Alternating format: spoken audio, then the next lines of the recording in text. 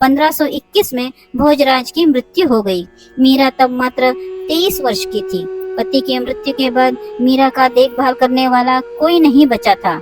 इसके बाद कई लोगों ने उन्हें पागल की संज्ञा देकर अपमानित किया। इन सब के कारण वह कृष्ण भक्ति में और भी लीन हो गई। पति की मृत्यु के बाद मीरा पर उसके परिवारजनों ने सती होने के लिए बहुत दबाव डाला, लेकिन वे इसके लिए सहमत नहीं हुई। राणा सांगा की मृत्यु के बाद उनके देवर विक्रमाजीत महाराणा बने, तो वह मीरा को और अधिक कष्ट देने लगे। एक बार विक्रमाजीत ने अपनी बहन उदाबाई की सलाह पर मीरा के पास विष से भरा प्याला भिजवाया। मीरा उसे प्रभु का प्रसाद समझकर पी गई, मगर उस विष का कुछ भी असर नहीं हुआ। फिर राणा ने मीरा के पास एक भयंकर विषधर सांप सुंदर फूलों की टोकरी में भेजा। मीराबाई पूजा में व्यस्त थी। उसने अपना हाथ टोकरी में डाला और कुछ फूल निकाले। वह फूल शालिग्राम के रूप में बदल गए और वह सांप एक सुंदर फूल माला में बदल गया। एक बार मीराबाई पर तलवार से प्रहार किया गया, लेकिन उस पर उसका कोई प्रभाव नहीं हुआ। राणा ने मीरा के लिए नुकीले कीलों की शैया बनवाई, परंतु वह कीले शरीर में चुभने के बजाय फूल बन गए। उसके ससुराल के लोग अब खुलकर कई प्रकार से प्रताड़ित करने लगे। उस पर आरोप लगाने लगे कि मीरा ने कुल की मर्यादा को धूल में मिला दिया है। किंतु मीराबाई समाज में महान संत और कलयुग की राधा के नाम से जाने जाने लगी। समाज के लोग कहते थे कि उन्हें देखना और चरण स्पर्श करना बड़े सौभाग्य की बात है। वे उसे ईश्वर का स्वरूप मानते थे। राणा ने कभी मीराबाई को प्रत्यक्ष रूप से मारने का साहस नहीं किया। उसे भय था कि स्त्री को मारने से पाप लगता है। जब मीराबाई को मारने में राणा असफल रहे, तब वे मीरा को अपशब्द कहने लगे और कहा, यह नीच महिला स्वयं डूबकर मर क्यों नहीं जाती। जब मीराबाई को राणा के नियत के बारे में पता चला, तो वह स्वयं सोचने लगी कि यदि वह डूबकर मर जाए तो उसके ससुराल वालों को बहुत शांति मिलेगी और वह भी भगवान श्री कृष्ण से हमेशा के लिए मिल जाएगी। इन सारी बातों का विचार करके मीरा नदी के किनारे पहुंच गई और खड़े होकर श्री कृष्ण से प्रार्थना करने लगी, हे प्रभु, मुझे अपनी शरण में ले लो।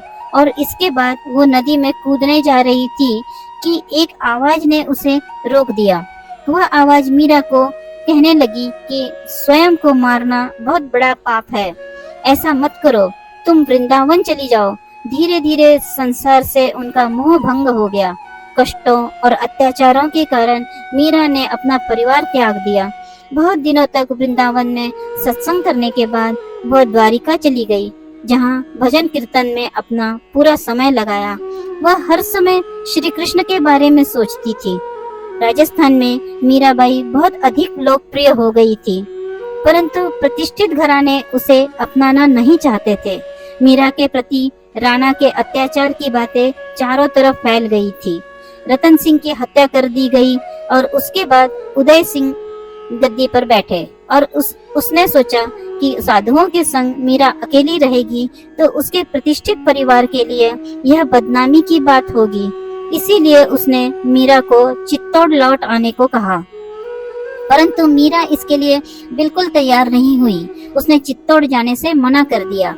उदय सिंह समझ गया था कि मीरा उसके कहने से वापस नहीं लौटेगी। उसने चित्तौड़ से 5 ब्राह्मणों को मीरा से अनुरोध करने के लिए भेजा कि वह चित्तौड़ लौट जाए। मीरा सोचने लगी कि वह वापस राजमहल में जाएगी तो वही पुरानी बातें फिर दोहराई जाएगी। इस समय मीरा की आयु लगभग 48 वर्ष की थी। उसके पति के निधन को 25 वर्ष हो गए थे, परंतु उसका परिवार अभी भी उसकी हत्या करने का प्रयास कर रहा था। इसीलिए मीराबाई अपने प्राण रक्षा हेतु उन सब से दूर द्वारका चली आई थी। उसने यह संकल्प कर लिया था कि केवल श्री कृष्ण से ही संबंध रखेगी और किसी से संबंध नहीं रखेगी। ब्राह्मणों ने मीराबाई को समझाने का बहुत प्रयास किया, मगर मीराबाई उनके साथ चलने के लिए तैयार नहीं हुई।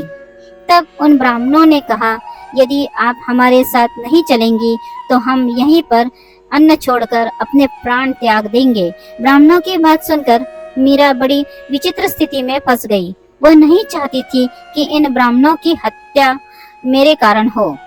कुछ सोचकर मीरा ने ब्राह्मणों से कहा कि आप लोग रात भर मंदिर में ठहर जाएं, और अगले दिन चित्तौड़ चलने के लिए वह राजी हो गई। ब्राह्मणों को यह जानकर बड़ी प्रसन्नता हुई और वे मंदिर में ठहर गए। जब ब्राह्मण सुबह उठे तो मीरा वहां नहीं थी। उन्होंने मीराबाई को बहुत ढूंढा, पर उनका कहीं पता नहीं चला। मीरा तो नहीं मिली, किंतु उनकी साड़ी श्री कृष्ण जी की मूर्ति पर मिली। वह मूर्ति में समा गई थी। उनके भक्तों ने यह निष्कर्ष निकाला कि शायद वह अपने प्रिय परमेश्वर गिरधर से जा मिली है।